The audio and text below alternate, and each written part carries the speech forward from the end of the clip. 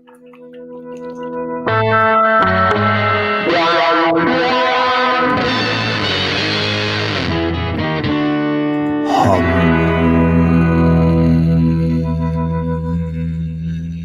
everyone, I'm Ryan. And I'm Steve, and this is 60 Cycle Hum, the guitar buying, selling, trading, modding, fixing, breaking, reviewing, playing podcast. We're at it again. First ad sent to us by Donald Straighton. This isn't really a used ad. It's an ad from GoFundMe or Kickstarter or something like that. Well, this website exists. For a shite guitar. That's a slight guitar. It's made by, do you think this is made by Revo?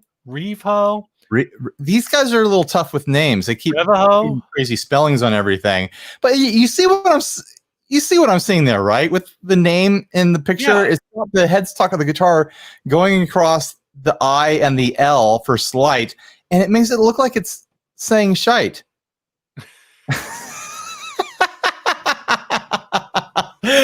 Oh man, another freaking tear-apartable, breakdownable travel guitar. Yeah, this was sent by Donald Straighton. Thanks for saying this to us. The Reviho. Reviho.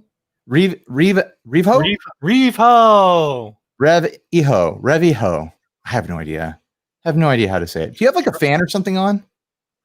No, I turned it off. Okay. I'm getting a weird thing in the noise gate. That's not important. I think my computer might just be running hot. It might be. Everything's been running hot lately. Reviho, tremolo. Tremolo. This does not have a tremolo, Steve, or a tremolo, or tremola. This says the Reviho Slight makes traveling with a cumbersome guitar easier. It's modular and collapsible. Collapsible design allows it to fit It's collapsible. Yeah. Inside a compact case, its full-scale design also preserves ergonomics and playability of your traditional guitar. It's an all-in-one electric guitar. It's got built-in speakers. Yeah, built-in effects module, built-in pickups. I couldn't figure out how any of these switches are supposed to work. I don't know. I don't think you're supposed. Are you talking about the thing behind the bridge, or are you talking about the big knobs? I'm talking about the things that look like knobs and switches.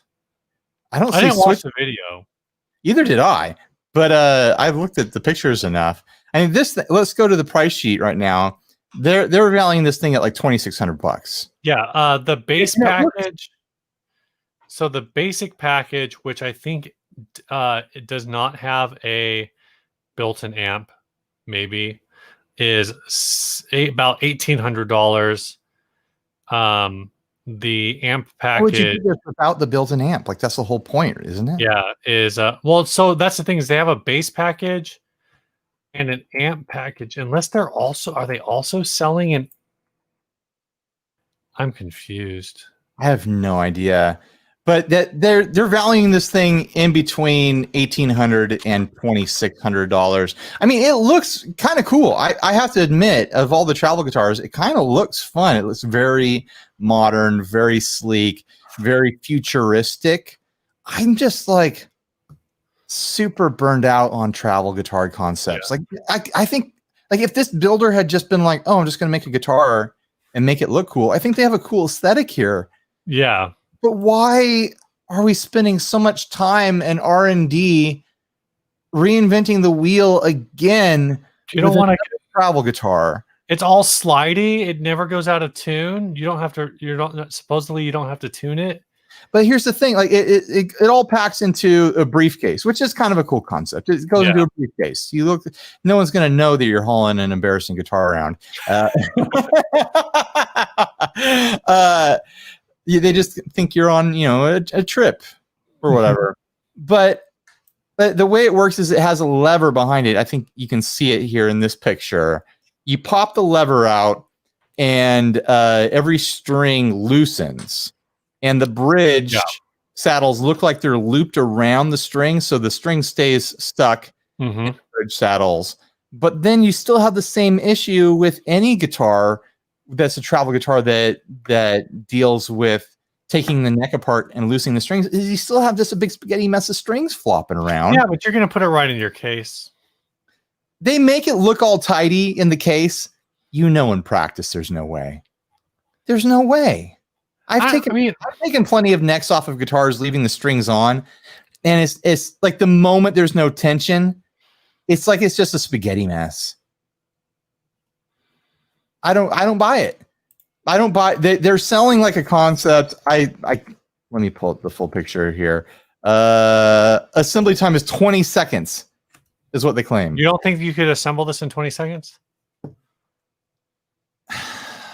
So the thing that's different. I understand what you're saying. When you take the neck off of a guitar, do you capo the strings? It doesn't matter. Like I have done that before. It doesn't matter if you capo it, whatever you do. All the strings separate and jump all over the place. I mean, yeah, they're going to jump all over the place. But then when you stretch the thing back out, they're going to snap right back into position. I'm just saying, I highly doubt the 20-second thing. I think it's going to take. I'm not saying this isn't stupid. I'm just saying that I don't think it's stupid for the same reasons that you think it's stupid. And it doesn't come with an amp. It does not. The module is different. Yeah, so there's the bass. So the bass module has a different upper wing. The upper wing for the amp version has a speaker built into it. Otherwise, you're going to have a headphone amp. I just feel like these plug it into whatever. Travel concepts are solving a problem that barely anyone has. Yeah. Like barely anyone has the problem that if they are traveling as a musician and they feel the need, they feel it's worth having a nearly $3,000 instrument with them, they're typically touring, in which case there's a lot of other gear going on. And like having a guitar that breaks down to a briefcase isn't important at that point because you're still hauling all sorts of other stuff. Yeah, that part of it makes very little sense. I can kind of get behind the really cheap travel guitars, the affordable ones. I'm talking anything under like $800. Right. I kind of get it. Oh, you want to scratch that itch while you're on a long business trip or whatever? But sure. Those are smaller than this. I'm talking about like the jamstick style ones that are like traveler guitar. It's a traveler guitar. Right. This is more like you're traveling, you show up to the gig, you pop this out, you throw it together, and now you wouldn't even see you're not going to gig with this with the built-in speaker. Yeah. It's totally for your own pleasure. And so that's the rub. Like at the end of the day, like that is the thing that this is the problem is, okay, $2,800. Once this thing goes like, I lost the site. What did I say? It's $2,500 for the one with the built-in amp. Right. And that's with a pre-sale stuff. It's down. If you do the pre-sale, the full early bird pre-sale, it's $2,100. Okay. At $2,100, right? If you're traveling, do you spend $2,100 on this, or do you spend like, I don't know, $1,500 on a Jennings, $1,600 on a Jennings, and $400 on like the beefiest freaking case you can find, which isn't going to cost you that much. But yeah, I mean, well, if you're ready to spend $2,000 to $3,000 on a travel guitar, you can probably just afford to buy your guitar a seat and coach when you travel. Right? How many times do you have to travel a year to make up the cost of this versus just, well, especially right now, if you're flying Southwest, it's probably like what, $12 to fly anywhere in the United States. I think they're paying people right now. You just can't leave the United States because no one will accept you.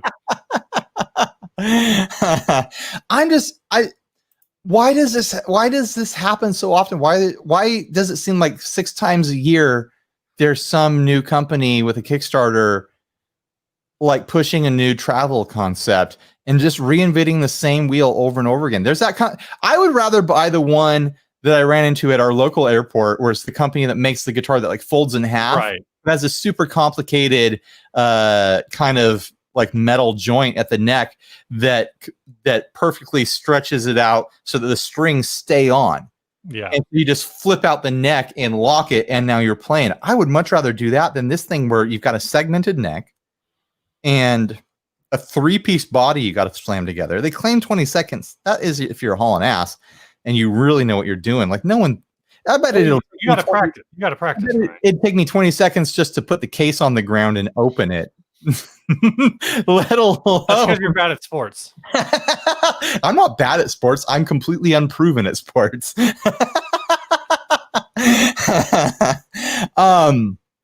Here's I'd much rather get that. I forget the brand, but they fold backwards. The neck folds backwards on the body, and then you shove it into its bag or whatever. To me, and I actually the price is about the same as this. Here's something for you. The effect module. That's an added price. Yeah, I know. They say like, oh, you can swap pickups, but that's an added price. There's going to be an effect loop module, which is interesting. There's certain things here. Selling this as a travel guitar is dumb. Selling this as like a modular guitar, like, okay, like add effects to the preamp wing of your slide. Okay.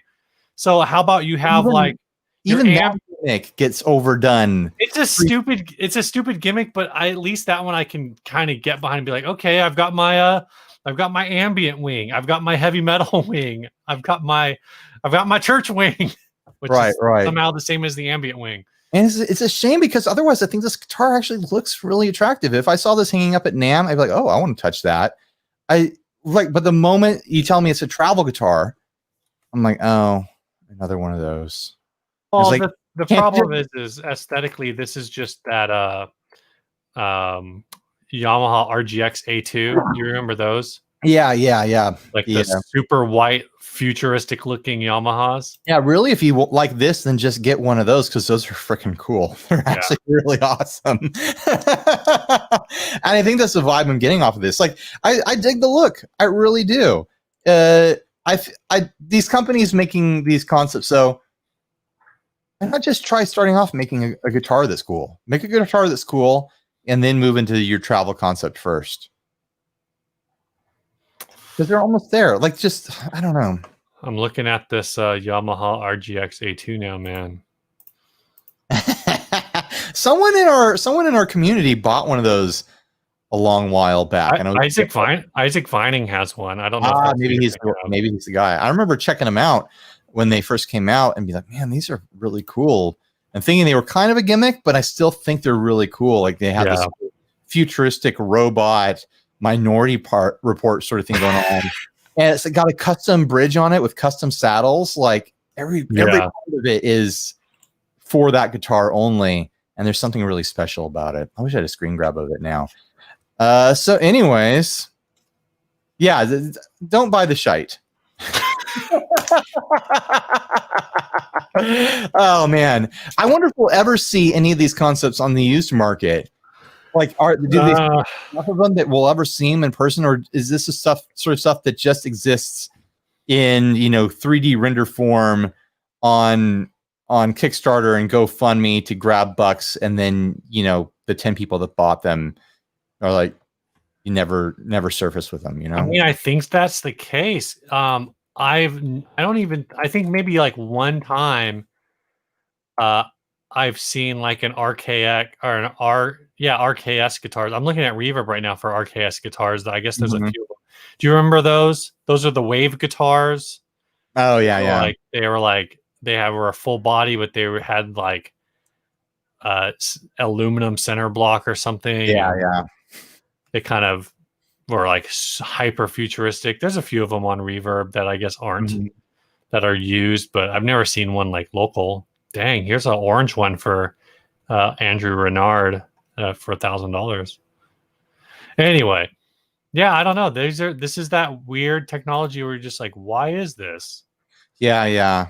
And it kind of sucks a lot of the joy out of what I like out of guitars. Guitars are already modular. They already are. Anytime someone pitches, oh, this is finally a modular guitar design. I already have that. I'll take a Strat all the way apart and change every part of it and put it back together. Like they're already modular. I just can't fold it in half and take it across the world so I can play Wonderwall for people who don't want to hear it at a party somewhere, you know? Like, still, again, my case is the people doing real travel for music, this isn't for them. So who's it for? It's for the wealthy hobbyist. Yeah, I mean, that's what I'm saying. Like, I don't know who else this is for except someone who's like, this is for the guy who is like in a corner office with a some kind of like 3-watt $3,000 tube amp, right, and a Gibson Les Paul Heritage historic whatever that was like $7,000. Right. And he's like on Centaur, but wishes it was a Metal Zone. Yeah, this is for your blues lawyer.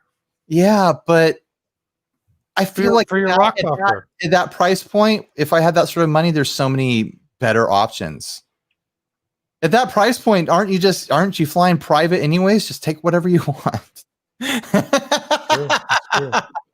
Maybe I'm overestimating how much money people have when they buy a $3,000 guitar. I think you can buy a $3,000 guitar without. It depends. Are they in a private plane social circle? It depends. Are they buying it with some kind of program? Are they doing it on a 0% interest for 24 months through Sweetwater? Oh my gosh. I'm going to apply now. It's just a few clicks. Use our affiliate link, guys. All right. How are you doing? Hey, if you get approved, you'll receive $25 in Sweetwater bonus bucks instantly. I stayed home from work today because when I got up this morning, I flushed the toilet and it didn't go anywhere. Uh-oh. And then I plunged the toilet and it started going the other way, leaking through the floorboards. So, yeah. I basically stayed home to coordinate with plumber. It's always in the summer when it's hot and it's uncomfortable that this sort of stuff happens. Like last week, my electricity went down in part of my house. I needed to call in a professional for that.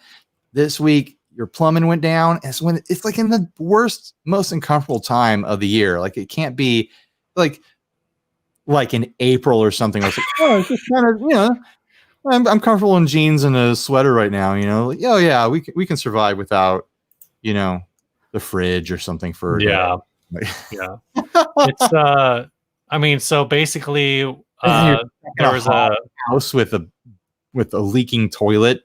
Like that's gross. Well, so that's the thing is it wasn't leaking. It just would leak. Like there was the seal was compromised. So when you would try to like force liquid through the pipes, it would like push against the valve. It would push against the seal and like break through, and then it would leak. But then once all the water went through, it would like reseal something. I don't know. It was weird. Yeah, doesn't matter. It's fixed for now. I got to get a new toilet soon, but at least whole new toilet. Yeah. So basically, the plumber was like, "I fixed your main line, but this is going to happen again because there's the seal in between the toilet and the pipe." Yeah. So he replaced the wax ring. Oh wow! And he snaked the main line, and basically said that what he thinks is happening is that there's, because we have hard water here, that because of the calcium buildups that occur in the toilet, that they're not allowing enough water to flow through the toilet, so it's not flushing out the main line. Oh, okay. Yep. Dan Pratt, excellent comment. Welcome to 60 Cycle Plum. You have anything new in your guitar life? I need to return my kid's violin. About that shite guitar. You need to return your sorry, I interrupted. I need to return my kid's violin, the rental violin. Because your kid sucks at violin. Because she's just not interested. Oh, okay. So I'm gonna need to return it. And on their store policy, it says that they, I think, credit up to 24 months of rental fees towards purchase of a new instrument. Uh-oh. So when I go in there, I'm going to find out exactly what the deal on that is. And then I'm going to look around the store and be like, so does it have does it have to be an instrument? Can I get like $400 worth of D'Addario strings or whatever? Or like they're a band supply primarily. So they do have like Central? it's basically Music Central. Oh, okay, but it's a different place. So they don't have any electric guitars, unfortunately, but they do have some like other that they have like I think some classical and just regular acoustic guitars. So I'm gotta be able to order stuff too. You could see like, hey, can you order this for me? See what right. And the thing is that I think they have a pretty limited dealer network, but that could be worth doing because I'm pretty sure one of their dealers or one of their manufacturers is Yamaha.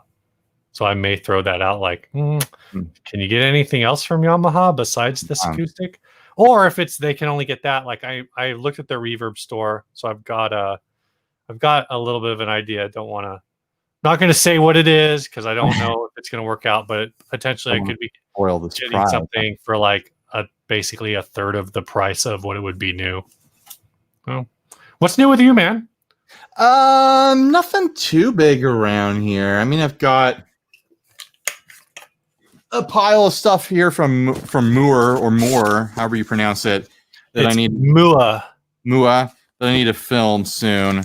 They sent me mini pedals, I think, a while back, and asked me if I wanted anything else.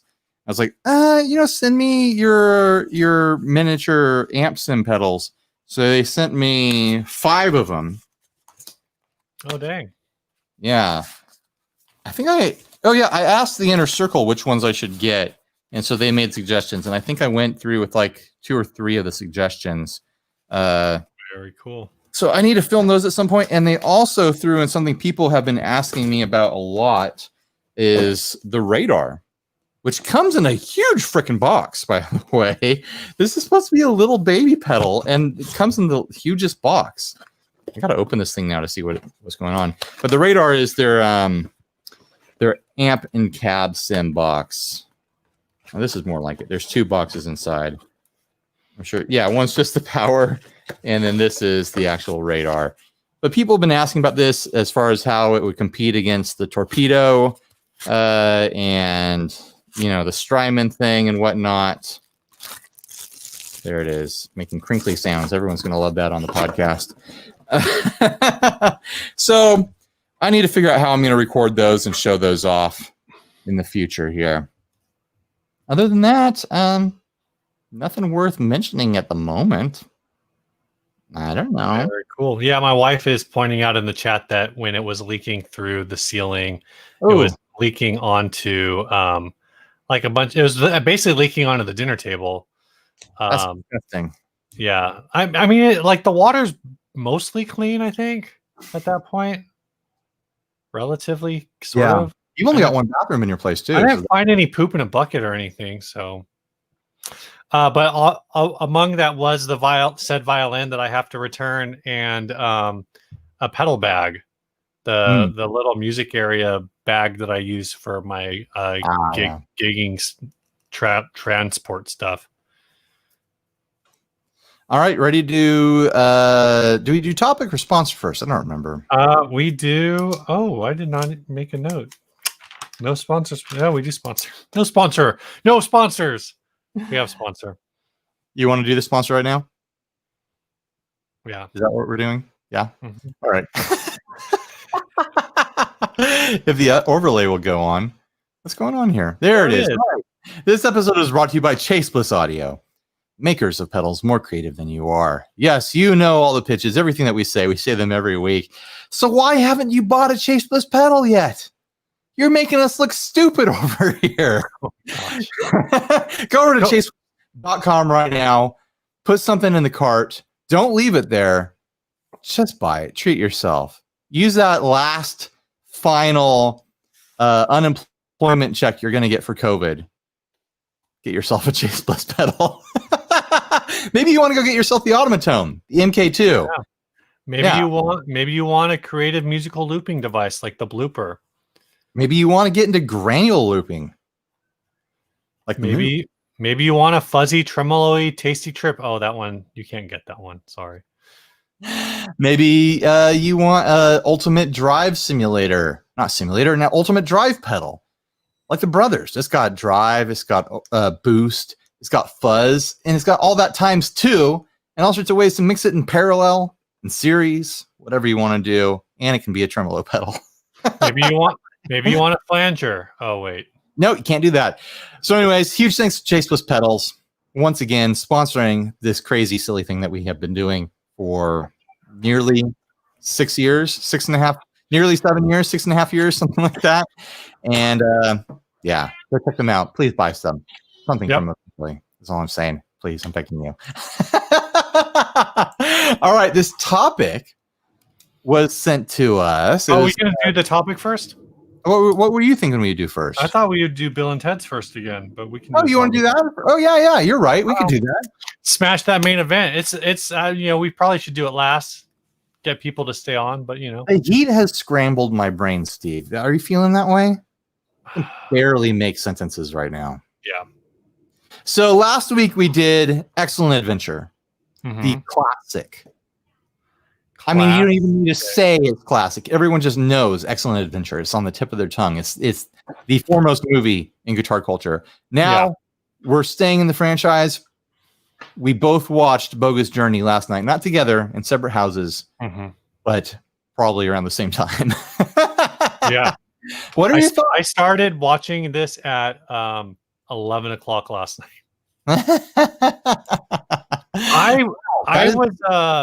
I wanted to look this up and I didn't. So I'll look it up now. I really like this movie. I think this was, one of, I never don't think of it because the original is so iconic, but this might be one of the few sequels that is like better than the original. Do you really think it's better than the original? I think it's better than the original. And I will say this, now that I've looked it up, like, the budget for Excellent Adventure was $6.5 million. The budget for Bogus Journey was $20 million, and I feel like the upgrades, the budget wasn't blown. No, I thought it looked really good. I took a lot of notes. It was like, whoa, the production value is way higher on this. I've never watched them in such close succession before. I watched one last week. I watched one this week, so I really noticed the differences. I'm gonna say I prefer the first one. But the second one is a very strong sequel. I really admire that they didn't, carbon copy the format of going back in time to rescue, historical features. Historical people. They didn't even really do that much time travel at all. The booth is barely featured. It's all about going into the afterlife. It's all about dying. It's a bogus journey. It's a completely different adventure, and I really like that.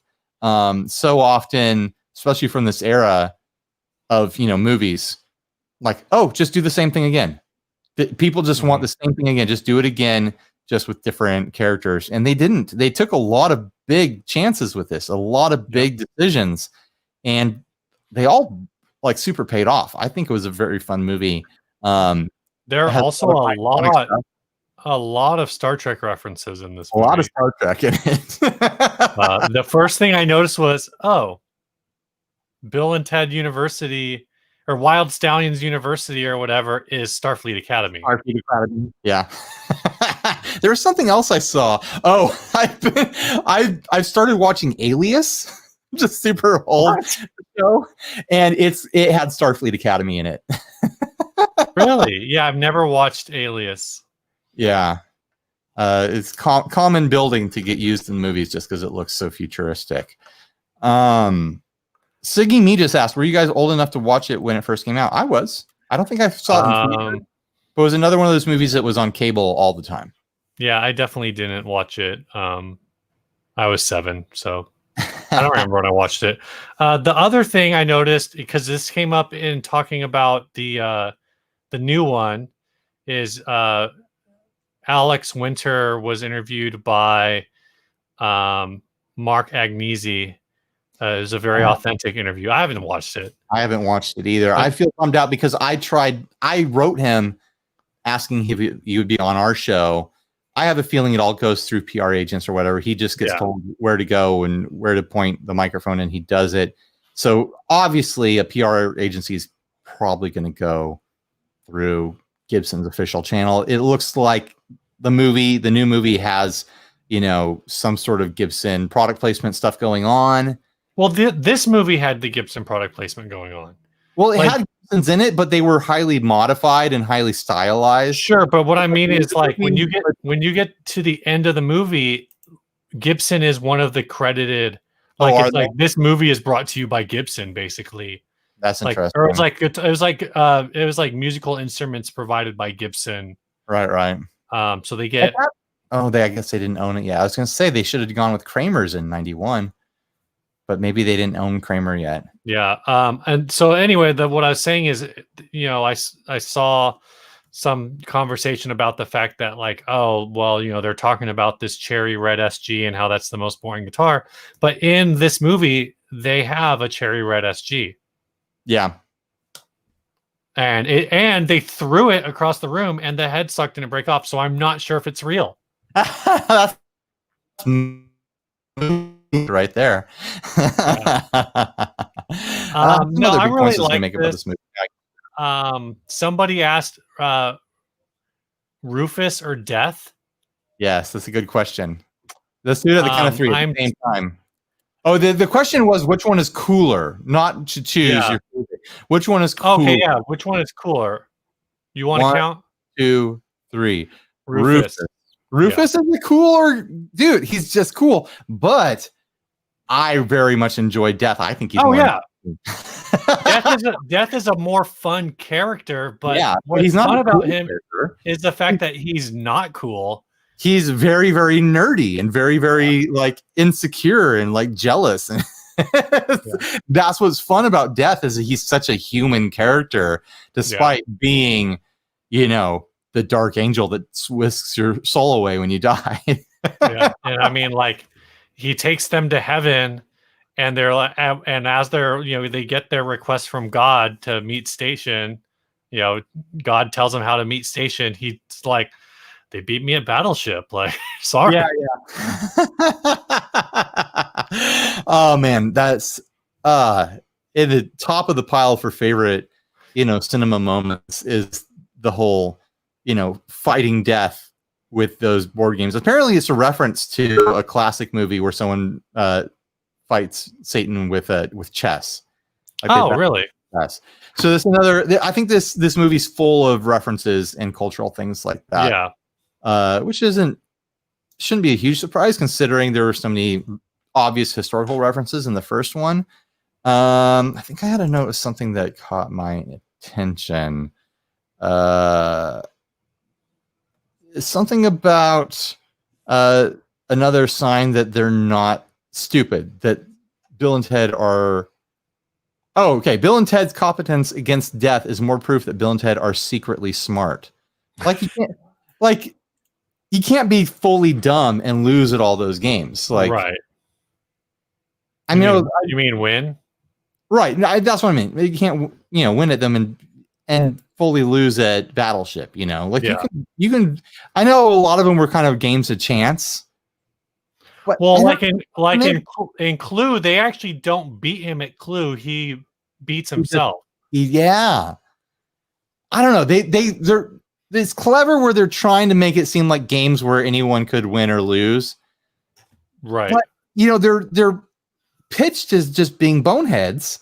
Mm-hmm. And clearly they're fully competent to play a variety of games and win each time. So I don't know. I'm in the conspiracy group that says that Bill and Ted are secretly smart. Oh, this was a thing that I noticed, and I had to look it up, and maybe it was a big deal in 1991. But they go, it was like at the very end where they're showing all of the newspaper things. And it's like, Dow plunges 600 points on Wild Stallions rumored breakup.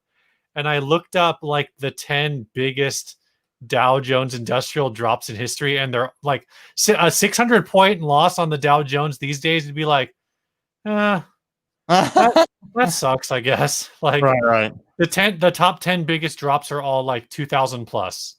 The point is that they made the news. No, I know, and probably in 1991 that was a big drop. It's just not a big drop anymore. Also, what was the deal with the stakes for the competition with Death? Where he's like, if you win, then I have to do what you tell me to do. Yeah. And, well, what if we lose? And then he's like, then you can never leave the afterlife. Isn't that the stakes, anyways? If you're dead, right? Does Death just want people to play games with? I kind of like. He just likes winning, and he wins every time. That's what I was kind of thinking. Is like normally he's like, here you are, you're dead. Have fun in hell. Right. But in this case, he's like, but it's like maybe every once in a while someone tries to beat him, but he figures most of the time he's gonna win, and it's just like this is how he gets to hang out with people. Yeah, it's his social time. He's like, well, I could just take you straight to heaven or hell, or Battleship. You want to play Battleship? Yep. They didn't show Bill and Ted selecting the games. Like he could have been choosing those. Oh. No, I thought they at least got to choose the first one. Oh, another thing that I never noticed, even though it happens a lot in Bogus Journey, there's a lot of references to what's going to happen with Missy in the future. Bill's going to marry Missy. You think that's the plot of? No, that's what's said in Bogus Journey like 3 or 4 times, and there's even a part where when Robot Bill encounters Missy, and he's like, "Catch you later, future wife." So Robot Bill, who's from the future, evil Robot Bill, knows that Missy is destined to be Bill's future wife. I don't know. He will, in fact, become his own stepdad. I don't know if that's what that line is. I think it was more like the robot was planning on killing them off and then marrying her. I don't think it's future knowledge. I don't think so. We'll have to see when we watch the movie here in a couple days or to a week or something like that. It comes out tomorrow. We'll have to see the much anticipated fate of who is married to Missy, who gets to marry Missy again. I mean, it's 30 years later. She could have married all kinds of people. She switched from Ted's dad to Bill's dad in 2 years. If she's going to keep going, I mean, more power to her. Like she wants to try every chocolate in the box.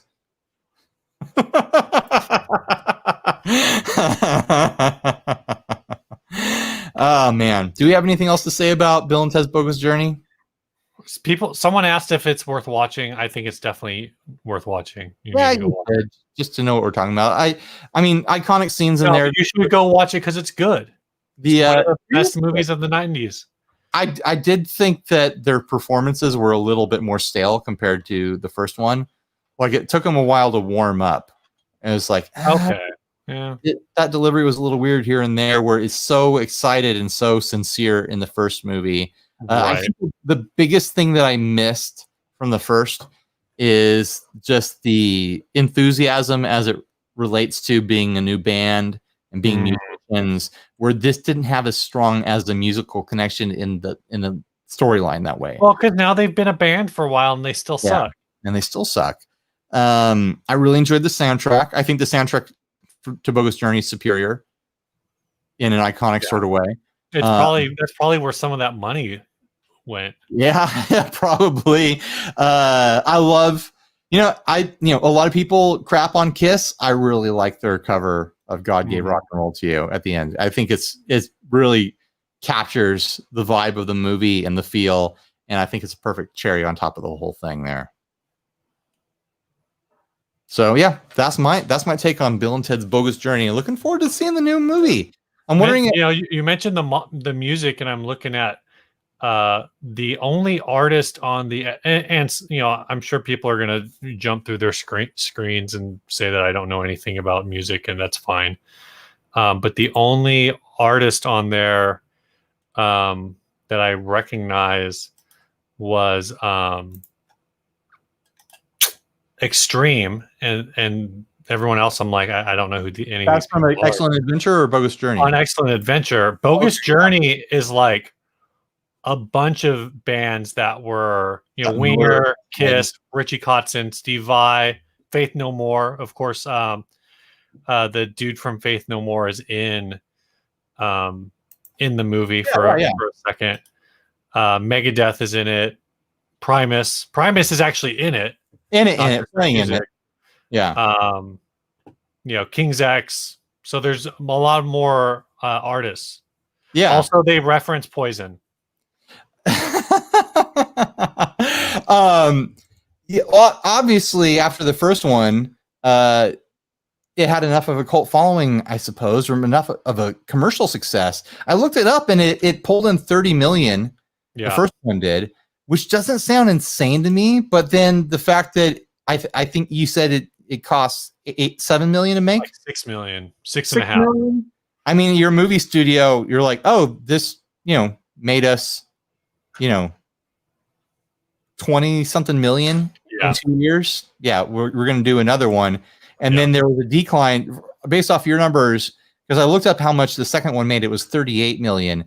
But based on your numbers, that's less of a profit than the first one.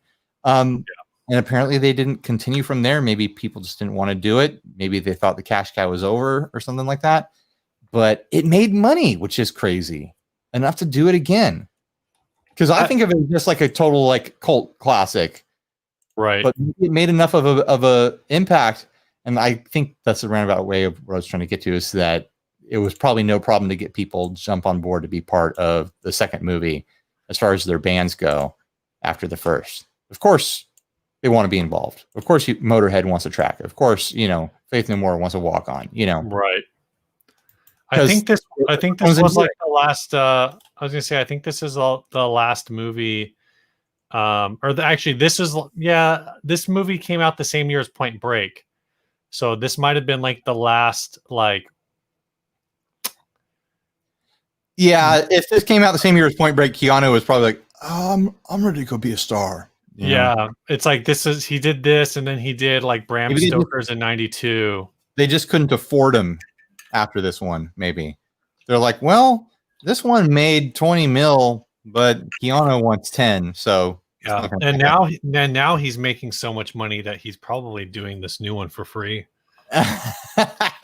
He probably is doing it or he's donating all the money or something crazy that Keanu does. Just donating all the money to Alex Winter, who had no career. No, Alex has a career. Don't say that. I literally don't know anything about his non-Bill and Ted career. He's behind the camera. He's a director and stuff. Okay. Yeah. He's had a very he's got a very populated career. A lot of stuff. Oh, he's doing a Frank Zappa documentary. Yeah. Weird. Yeah. But he did like music videos and stuff, and he's done all sorts of, films and whatnot. So good for him. He's kept working in the industry, and he got on the side of the camera that he wanted to be. I'm hoping. So anyways, I was going to say real quick, apparently the budget for Bill and Ted Face the Music is only $25 million. That's crazy. Yeah, so I'm kind of for inflation. They're doing it for cheaper probably than they did this. Oh yeah, for sure. So I wonder how much of that is like 25 million for a movie now. That's like independent territory. That's like an indie film. Yeah, it kind of makes. And I mean, this has been in development for like 10 years.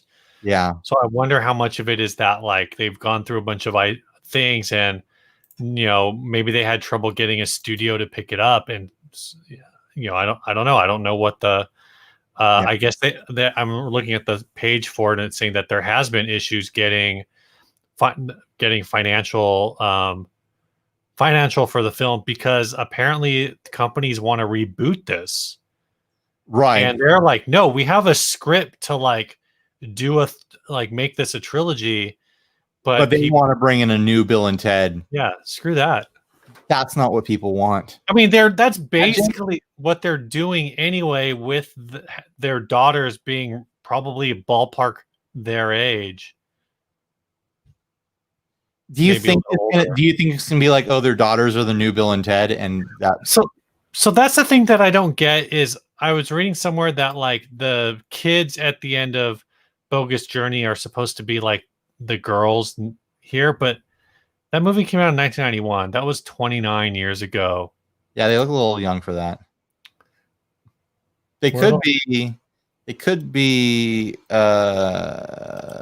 younger siblings. Yeah.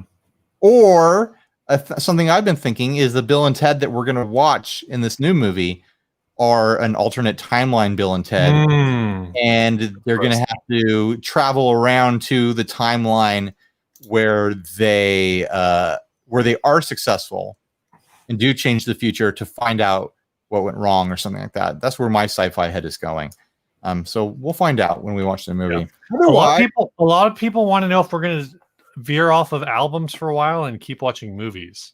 I think we could do a movie every now and then, but I think albums are probably going to be the norm for us. Yeah, I think there's a lot of music out there left to listen to. Yeah. All right. And if people really want to, I mean, Emily mentioned Josie and the Pussycats. I think that'd be a fun rewatch. Cover. All right. Next ad. This is a guitar putter, Epiphone SG guitar neck with a putter head. This is stupid. Part of me is like, yeah, this sucks. This is dumb. This is stupid. The other part of me is like, hey, man, what else were we going to do with that neck? Might as well have some fun. And I think that's what I guess. But okay, so here's my first problem. This is a right-handed guitar neck on a left-handed putter. Uh-oh. Come on. Come on. What is this, amateur hour? Yeah. Put this on a right-handed putter. Make it make sense. I mean, I guess like I'm looking at the way he's holding it, and maybe like having the neck rest on your forearm gives you some kind of like ergonomic leverage. Maybe, I don't know. Yeah. Here's my movie pitch. Reboot Billy Madison for this. Billy Madison was the golf one, right? Yeah. Happy Gilmore. Happy Gilmore was a hockey movie with golf in it. Remember when we were young and would willingly watch Adam Sandler movies?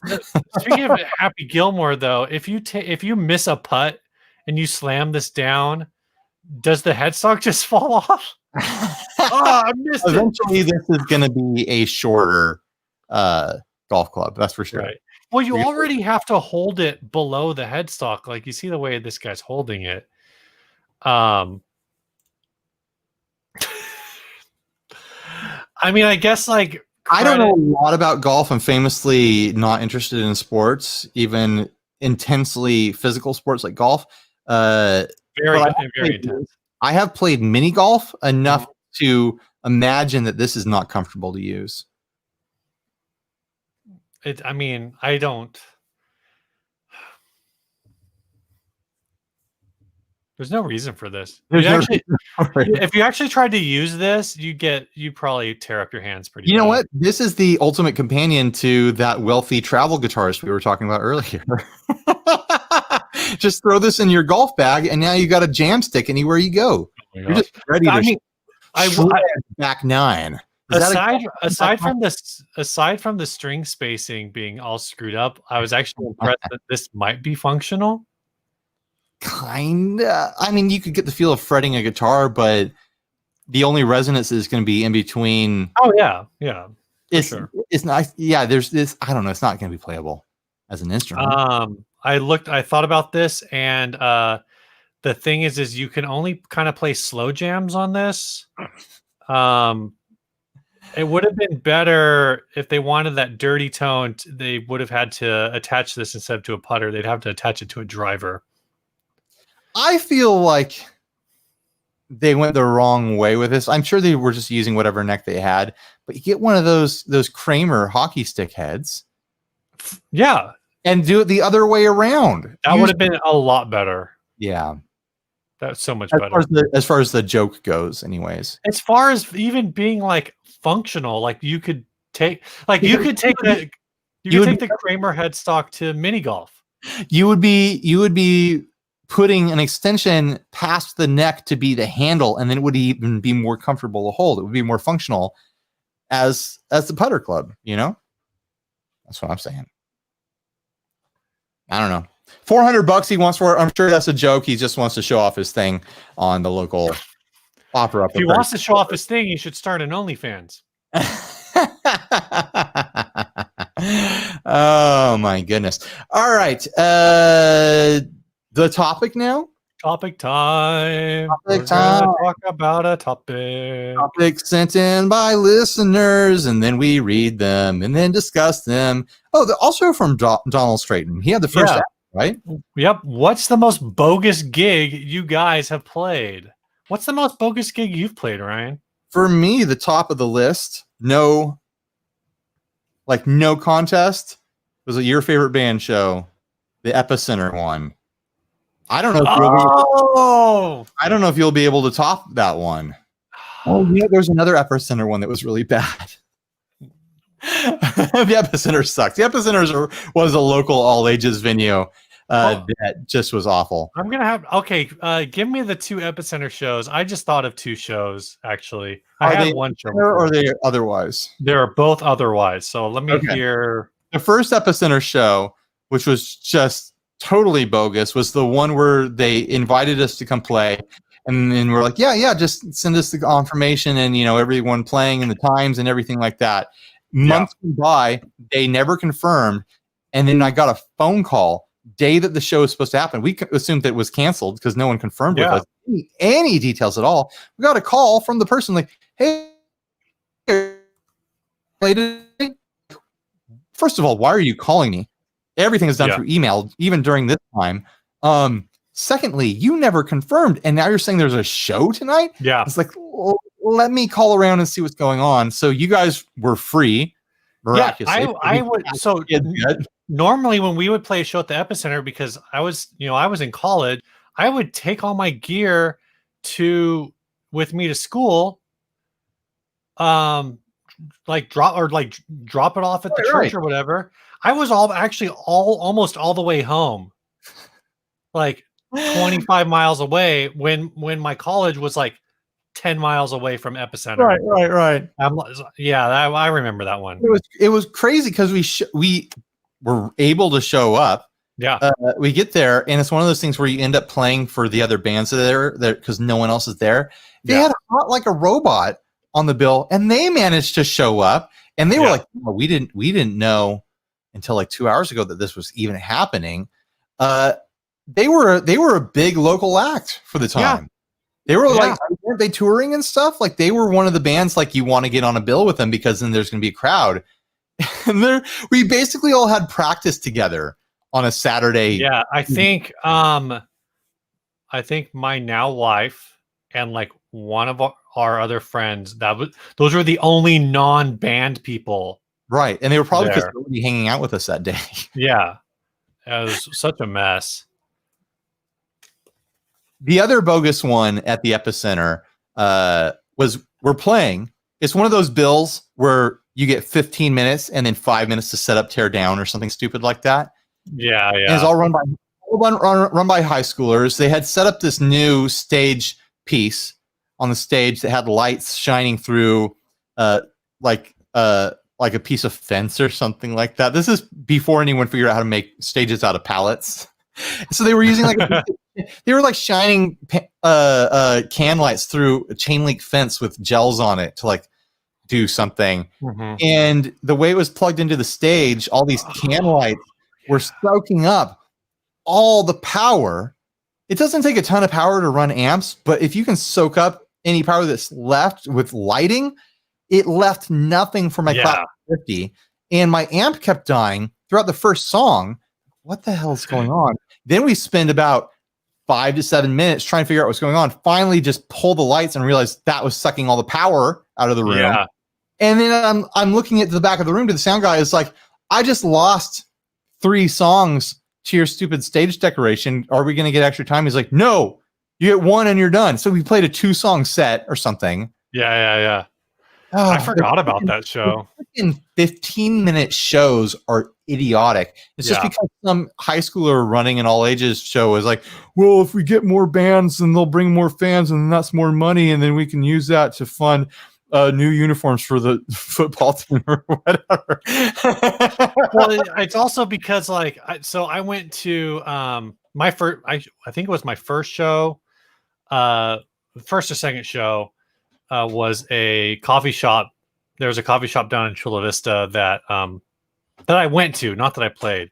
There was a coffee shop down in Chula Vista that would do put on shows, and there was a band there, and they would book like 45-minute sets, and there was a band that played like 20 minutes, 7 songs by a pop punk band, 7 songs, and they were like, at the end of it, they're like, oh yeah, we're done, what should we do? And there were people in the back who were I'll just say they were people that we know now that we knew from later, but they were in the back of the room going, get off the stage. Like they're like, oh, we got 15 minutes left, what should we do? And people were like, get off the stage. They literally played like their set 1.5 times through. This was also like they were like, oh, what other songs do you guys want to hear? And the same person was like, play some Noise Ratchet. And they're like, oh, we don't know that. Geez, okay, my 2 worst shows, my 2 most bogus shows. One of them wasn't a bogus show until it was what's that? Yeah. That's usually how it worked. Was the Halloween church show where it was us, Sweetheart, and like 2 metalcore bands. Oh yeah, and you got kicked. And I got kicked in the face. Because fun at that show. It was the after the show where you got kicked in the face, and that was it was a fun show. I think that was that might have been the show where we dressed as Alvin and the Chipmunks, I think. Yeah, I think it might have been because it was Halloween. But the thing is like no one got it. The thing is that there was like a big like pit, but no one was in it except for like us, and dudes would just come in, like run in and like punch us in the back. So I saw like one of these guys do it, and I went and like pushed him, and then his friend like pushed me from the side, like knocked me over, and then like came over and kicked me in the face. Cool, dude. At a church. At a church. I just had the realization that knowing us and knowing our stage presence and knowing our general personalities, there's possibly a chance they were straight edge kids and they assumed we were drunk. And knowing the silliness we would get into in a pit because we're giant men who can handle a beating and enjoy being dickheads. I have a feeling they might have been straight edge kids who legitimately thought that we were drunk at a church. What I'm saying, put us in our place. But what I'm saying is there wasn't a pit. There was just a big open space that like 2 people were in. To them, it was a pit, and that's what's important. So then my other super bogus show was our original last show. It was the show that I was like, we're gonna have another real last show. I don't remember what you're talking about. So basically, when it was decided that we were going to hang it up, we played the soda bar, and the only people in the soda bar when we played was the bartender, the sound guy, the other band, which was the Chris Special. Okay, if you remember them, and Charlie. Oh yeah, and that was it. Our friend Charlie. Normal for soda bar. It is normal for soda bar, and I was fine playing the soda bar one person, but then like right after that it was like, I don't know if it was right before that show or right after that show, and it was like, yeah, we need, like, this isn't like we're done. Yeah. Adam was gearing up to start his project too, so I don't know. It was the end, and but it was the end. And that was the one where I was like, no, like we're not going out on a 1-person all ages show, like, or a 1-person 21 up show. We had a really nice last show. Yeah, our last show was sick. Yeah, it was it was most excellent. It was a most excellent show. It was non-heinous. It was a great recap. It was a great way to say goodbye. I'm glad that we did it. We did it in a church basement, and a ton of kids came. It was at a church where we played for the youth group a multitude of times. So a ton of kids showed up just because they knew that it was going to be a fun night. I'm sure there was probably a dozen or so people who were actual fans of the band or whatever. But we played every song we'd ever done, which was a lot. Got completely wrecked my voice doing it. You still haven't recovered. Broke so many strings on the guitar throughout the set that I ended up just giving up for the last two songs. And you and Adam just carried it, and I just held the mic and walked around singing the songs. It's like, who cares? We're gonna do the last songs. I think we played almost every song that we ever wrote. I think that's really what we did, and a lot of it wasn't good, but man, it was a fun punk rock time. It really was. So, yeah, a couple bogus shows and one excellent one. We joke sometimes about putting the band back together, but I don't think my body could handle it. I wrecked myself in YFP. It was a full body experience. You say that I don't know sports. That was a sport for me. That was a sport. You want to do your housekeeping thing? Yeah. If you would like to support the show, head on over to patreon.com/60cyclehumcast. Every cent that you send to us through the Patreon that doesn't get taken by Patreon help support the show. Right. It goes back into the show, or it goes back into Ryan and I's pockets, which means our wives allow us to continue to make the show. We give ourselves a very small allowance off of the Patreon to be kind of our salary for doing the show. So we always make sure there's a little money going into our pockets just to make it make sense for our time. And then the majority of it goes into our budget to run the show, to pay for things, to do fun things when we need to, travel and whatnot. It makes a lot of the content here very possible, and we super appreciate it. So thanks, guys. Love every one of you. Sincerely. Patreon.com 60 Cycle Humcast. All right, this last ad was sent by a guy, Jason Fuzzmonger. This is a carved dragon and mermaid guitar body. Fits Fender Stratocaster 2 3/16" neck, $225. I believe this is alder. So this is a medium weight body, 4 pounds, 12 ounces, a bunch of specs. The body was scuffed up and, quote, relicked. You'll have to address the 2 post. One is a little loose. No kidding. Only 1 post. This used to be a vintage 6-screw style bridge. I definitely read this as, I believe this is alder, so this is a medium ugly body.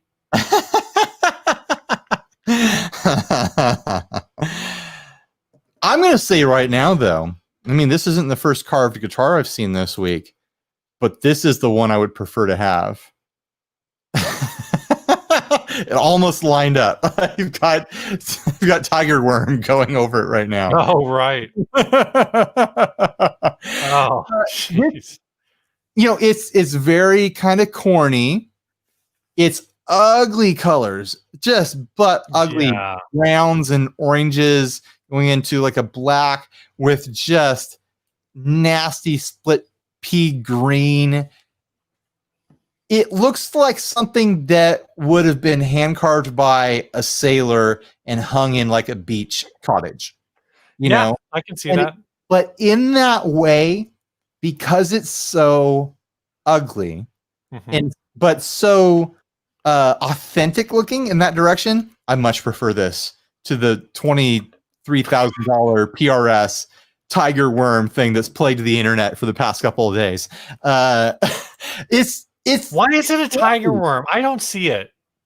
Just because the arm looks, if you imagine that the arm is actually the body, it kind of looks like a weird, like leechy weird worm. That's like where my takes it. I'm not saying it's good. I'm just saying I've seen way worse. But have you seen way worse on a $23,000 PRS? No. Is it really PRS? Yes. The Tiger Worm is from a PRS. It's ridiculous. It's not official, is it? It is. What? From their their custom shop or whatever. And the thing is, they've made other Tiger guitars in the same style. We should have had this as a thing on the show. I know. They've made other Tiger guitars in the same style that look way better. Hand-carved tiger by woodcarver Floyd Scholes and will set you back more than 20 grand. After tax, that's going to be Jeez. a lot. So anyways, I much prefer this dragon with the mermaid. I would build a guitar around this. And then the post thing, it's not as big a problem as it initially looks. I would dowel those posts. I would put on a 6-point normal strat trim, and then I would drill out the 2 new holes. That's all you have to do. Because you still have 4 holes for the 6-point trim. Yeah. Just waiting to host the rest of us. There's so little work to actually turn this into a guitar. Just pull those. Yeah, this will work. The finish, it looks like it's from a seaside shanty dive bar. Yeah, it looks like an authentic piece of folk art. It looks like it's trying to be the front. What is it? Is it the stern of a ship? Yeah. And I know there's PRSs that have dragons on them, but those are like weird fantasy art Dungeons and Dragons style. Yeah. Dragons. Are there any PRSs that have mermaids on them? This is like dipping into like more of an authentic medieval, more like a 1950s style fantasy version of a dragon and a mermaid. It's not an 80s fantasy version or a 90s fantasy version like you see on PRS and other ridiculous inlay guitars and whatnot, or carved guitars. It's just so charming. And more importantly, I don't think there are any. I guess there is a PRS acoustic that has a mermaid on the back of it. That's a abalone inlay. Right. But nothing like this. Nothing like this. Where's our mermaid worm? Where is this being sold? They want 225. I think that's too high. It looks like eBay. eBay. That might be eBay. I'm the one that screen grabbed it. You think I would have? Oh yeah. Remembered. Oh yeah, but Jason Fuzzmonker sent it. I'm not going to do it for 225. But if this was local, pick up $100, $125. Mm-hmm.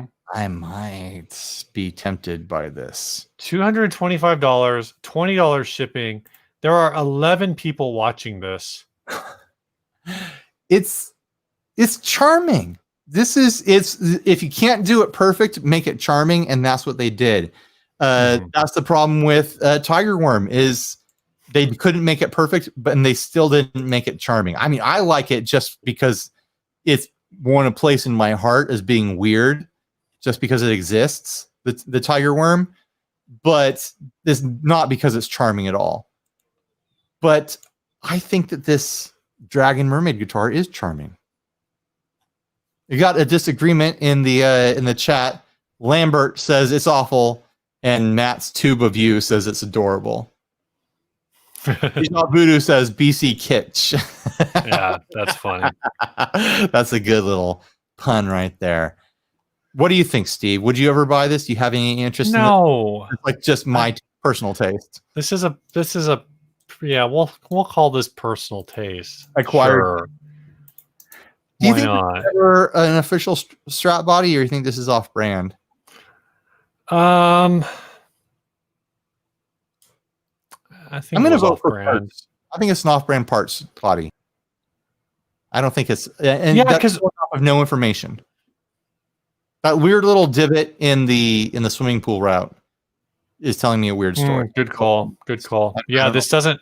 If this is a fender body, it's not a. It's at least not anything worth anything because otherwise it would have some sort of stampy stamp. Well, no, I was gonna say it would also have like the CNC aligning. Oh yeah, that's true. Well, looking at this, I bet that it's pre-CNC. Also, the strap locks, oh yeah, those are very those are wrong. Yeah, those are odd. I like it. I want to have this as a guitar, and I want to hang it up in my seaside Irish folk bar. Oh, okay. Yeah. Yeah. And I want to tell big stories about it. Oh, a mermaid gave me that guitar, big old, just, weaving yarns and whatnot. So disappointed. All right. Any closing thoughts before you get us out of here? The song that we do our YouTube hangout. No, I think this was I think we did it. We did it. This song was sent by the Northern Lights Suplex Band. It says, "Here's my song. Here's a song my band Northern Lights Suplex recorded during quarantine for our debut EP, Never Comfortable. We tend to be described more on the punk side, but this is a darker song out of our set that shows something slightly different we have to offer." So is that like The Cure? Is that what that means? I don't know. It's on the punk side, but it's darker. Yeah, I guess kind of curious. We used an orange OR15 with an OCD for most drive tones and a carbon copy for delay with a Fender Duosonic, Fender JA90, a Fender TC90, and a Fender Mustang bass. Hope you guys enjoy the song. We can be found on all streaming platforms and on social media at Northern Lights Suplex Band. I'm this assuming song going to get us demonetized. Oh, maybe. Yeah. This song is called Entire Life Crisis. That's a great name. Very apt. All right. Bye, everyone. Stay grounded. All right. See ya. All right. YouTube Hangout. Who wants to hang out? I'll drop you the link and you can click it and hang out with us on the YouTube machine, whoever you are. How's the rest of your life going, Steve? Besides toilet talk. It's okay. Getting ready to. Well, we're still waiting for Penelope's school books to show up. We got like half of them. Otherwise, we're gonna go homeschool. We're gonna file the thing where we're saying we're gonna do it on our own. Lauren's been looking into it pretty hard. You know that I homeschooled, so it's like, yeah, I know what I'm in for, and I'm not stoked, but you know, it seems more practical for us because the meeting we had with the school over Zoom, it sounds like they want the kids on iPad 3 hours a day, which to me is impossible. Right. Impossible. And then they are estimating 3 more hours of learning after that, which sounds like, oh, you're going to teach them for 3 hours after the iPad. And it's like, we could just do our own thing and probably save ourselves a lot of grief and a lot of time rather than just doing the official, public school thing. Right. I know a friend of mine, one of my coworkers, has 2 kids out in Santee that are elementary school age, and has said that basically she feels like she's like now writing lesson plans. Mm-hmm. And she's like, I don't have a problem with that. Just pay me. Right.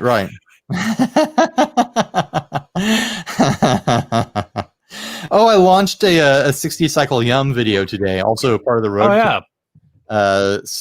SD Design was chatting about it, asking how the fish taco tasted. I did in the video. I ate a bunch of tacos from Jody's restaurant, Hago's Tacos, and then I figured out which taco matched to which guitars, and I matched the beef taco. It was like this grass-fed beef carne asada sort of thing with this really cool vintage Telecaster. I think you would fall in love with this thing. 80s, but it's vintage, but it's the very first year of the 80s version of Fender reissuing the 58, I think. And it was just a treat. It had hot rails in it. Oh my gosh. Of course it did, but it still like had this thick, twangy Telecaster mojo to it. Fun video. All right, Robert has joined. Hey, Robert. Evening, guys. How are you doing? Good. How are you? Hanging in there the best I possibly can. By my fingernails, I'll tell you. Sometimes by about 2 fingers, but as long as you're still holding on, we're doing all right. And then I'll add in Damien. Hey, Damien. Howdy. Oh, look who's jumping on. Sassy Cat. Everyone's jumping on all at once. Somebody was just waiting to see who's going to start first. We've got the gang together. Yeah. I've just been. Now all we need is Emily. What was that? On your mark, get set, go. Here we go. That's probably in poor taste right now. Oh,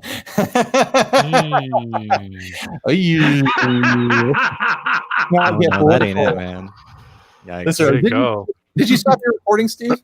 I did. I'm currently trying to export it. Okay. Big ears in the chat. Grant, if you want to jump in, jump in. Well, one thing I want to do is congratulate both of you on your 60,000. Oh, thank you. Yeah. 60,000 subscribers on YouTube. It's kind of a novelty number, but it's important. Every subscriber is important, and it's the name of the channel, so I got to do something. I mean, yeah, you could. Yeah, that's good. I saw it coming a long ways out, and when I got the, it's got it right here in front of me. When I got the custom Kuvabes made, I was like, send me an extra fuzz, knowing that I would save it just for that. Someone in the comments was grilling me like, you probably didn't figure this out, but it's kind of dumb having everyone on your YouTube channel that you're celebrating the subscribership for go over to Instagram to do the contest. Like, there's no other way to do that contest. Yeah. Like, no one can comment videos and tag me in it on YouTube. Like, it's just not, the functionality is not there. And so that's what I'm doing. There's other ways to do contests on YouTube, but I wanted to do it this way for the Kuvave, just because I want to hear people say Kuvave. And it's been very entertaining to me so far. There's been a couple that make me laugh legitimately. Like, I didn't think about this. But have you thought about the fact that we're over halfway to receiving like official documentation from YouTube as existing? I mean, I guess we already receive it in the form of ad revenue, but no, they'll send us an award, a major award. They send out a plaque when you hit 100,000, which is kind of crazy if you think about it, because 100,000 is really not that much anymore. But they probably figure by that point you've made them so much money that it's worth it. It's also crazy to think about getting a physical object for an internet achievement. Right. Yeah. It is pretty crazy. I'm looking forward to getting that award because it is impressive looking. Put that on the mantle when when family comes over at Christmas. Like, yeah, I've got an award. No big deal. Yeah. 100,000 subscribers. Yeah, I know 2/3 of them don't watch anymore, but still.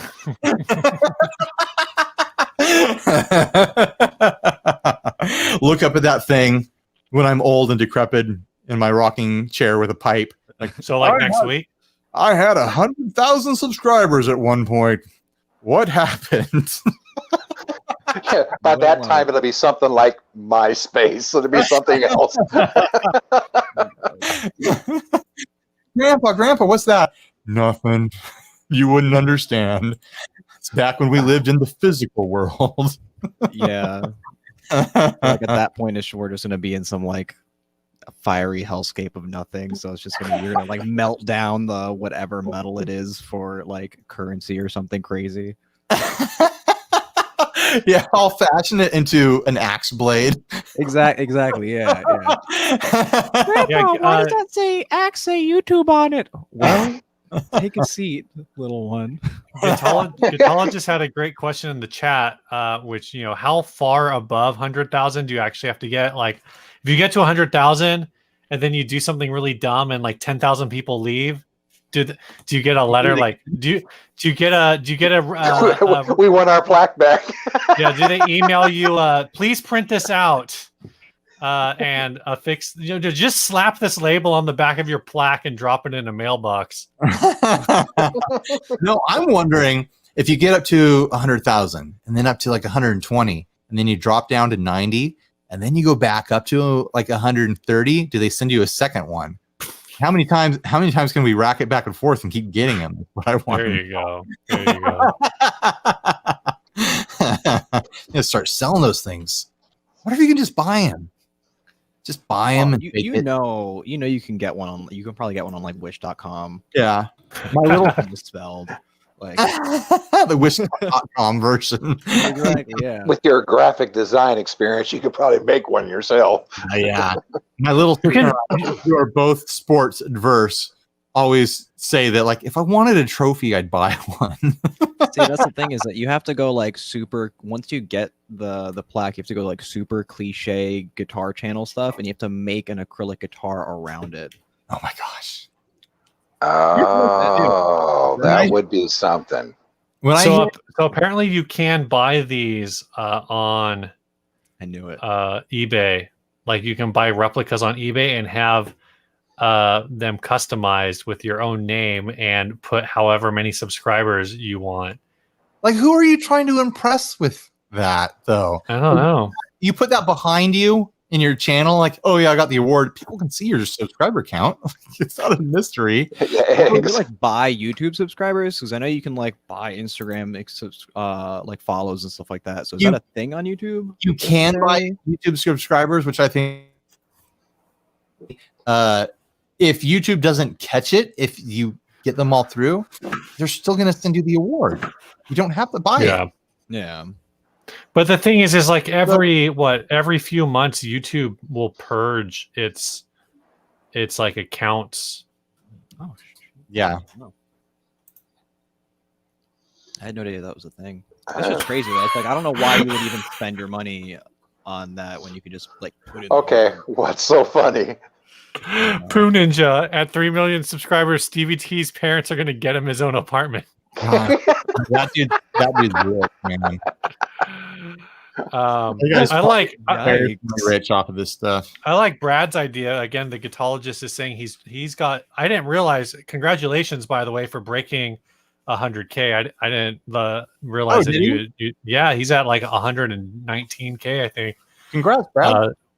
But apparently he's going to turn his silver one. He's working on turning it into an amp, into like the chassis for an amp. So that's cool. He also says apparently there's a collector's market for them.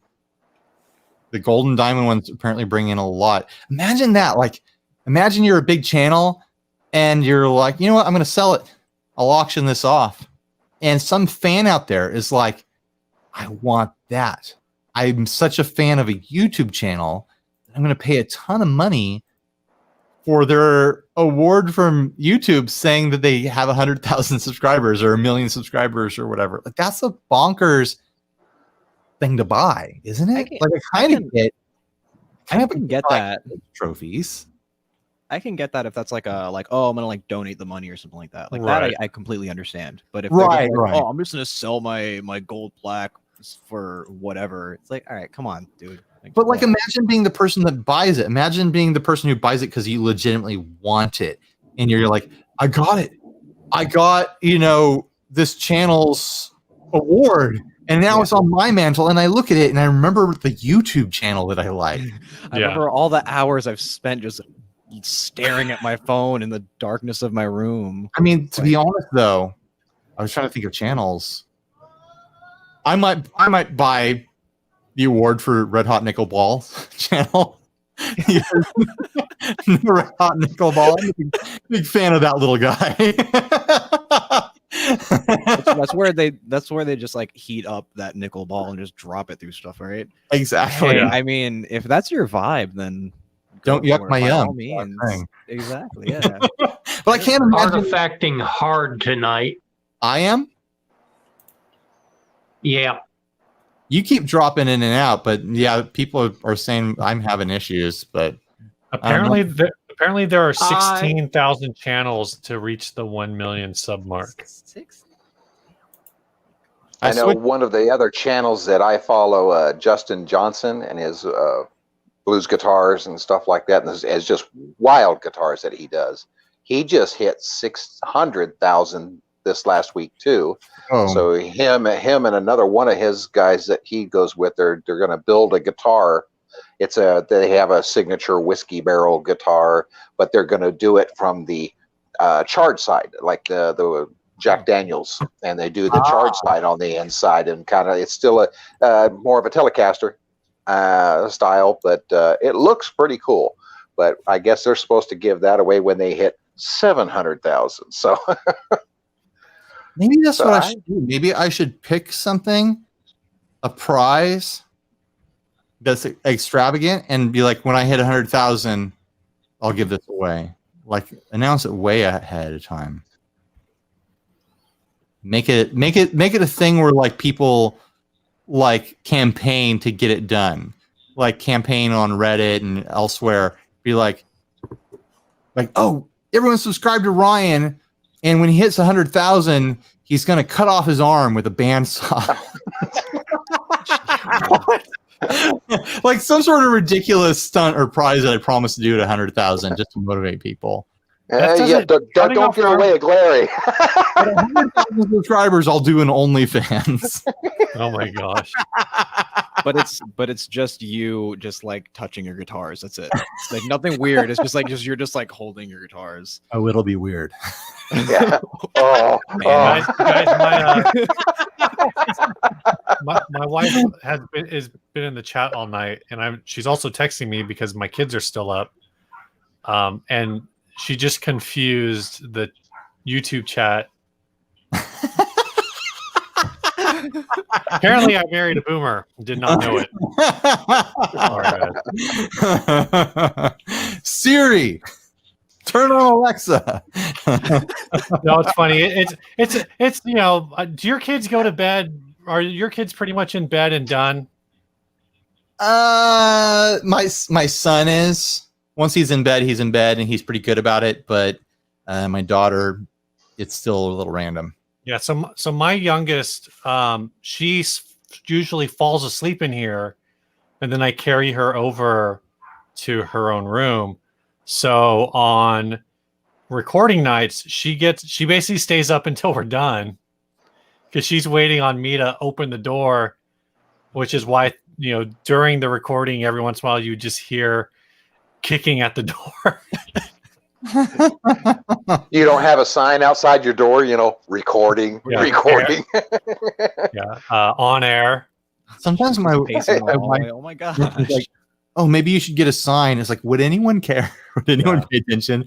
And it's like, if I'm in the garage and the door is closed, you could just assume I'm recording. Like, and I'm not going to remember to turn a light on and off either. So, yeah, I was thinking about that. I was remembering the show Full House the other day. Okay. Mhm. Uncle Jesse had way too much real estate in that house. He got the whole basement to be his recording studio. Mm-hmm. And he took over the entire attic. That dude took over a lot of real estate. And they did a lot of work in that house just for Uncle Jesse. I don't think we ever saw Uncle Joey's room. Did he actually? Did he actually live there? I don't think he lived there. No. No, yeah, I always thought he was upstairs and Joey was down in the basement for a while. I thought Joey lived like in the closet or something. Oh, yeah. He lived under the stairs. Oh my gosh. $8,000 Patreon level. Manscaped with fire. Don't get any ideas, Grant.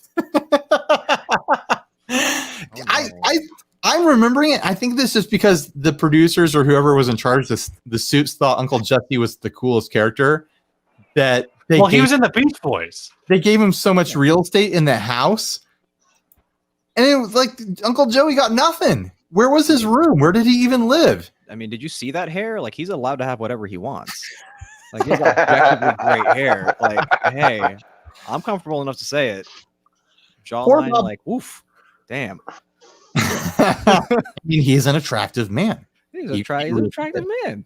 Yeah, he is. I mean, if I swung that way, though, of the three men on Full House, concerned with the real estate, distribution in the okay, house. here we go. Like, how do you have? Why is it that you have this much? Are you about to BMK?